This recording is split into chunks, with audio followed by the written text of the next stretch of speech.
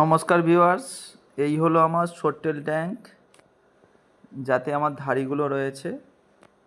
আগের এপিসোডে দেখিয়েছিলাম কিভাবে ট্যাঙ্ক সেট আপ রেডি করতে হয়। তারপরে কি করছি দেখুন, এই থেকে যেগুলো পুরোপুরি রেডি হয়ে গেছে বাচ্চা দেওয়ার জন্য প্রস্তুত, সেগুলোকে আমরা বেছে নিচ্ছি।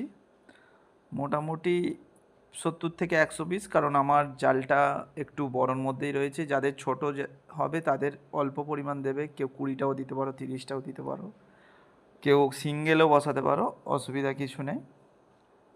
তো এগুলো রেডি হয়ে গেছে, সেট আপটাও রেডি হয়ে গেছে, জল আমাদের রেডি কমপ্লিট। তো এর মধ্যে আমরা ধাড়িগুলোকে ছেড়ে দেবো।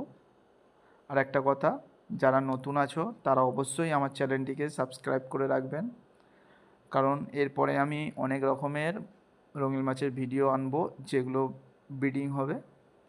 তো তার জন্য আমাকে অবশ্যই সাবস্ক্রাইব করে রাখবেন, আর ভিডিও ভালো লাগলে তো অবশ্যই একটা লাইক করে দেবেন। তো এগুলোকে খুব যত্ন সহকারে আস্তে আস্তে এর মধ্যে আমরা দিয়ে দিচ্ছি।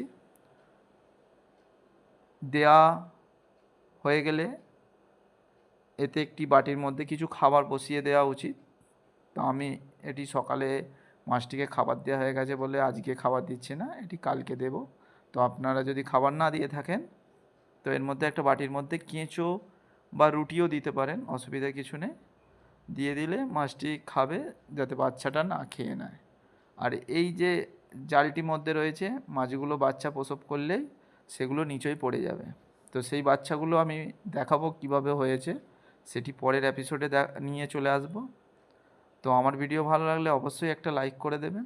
আর হ্যাঁ, এরা যাতে না ভয় পায় তার জন্য এর মধ্যে কিছু একটা চাপা দিয়ে দিতে পারেন আপনারা।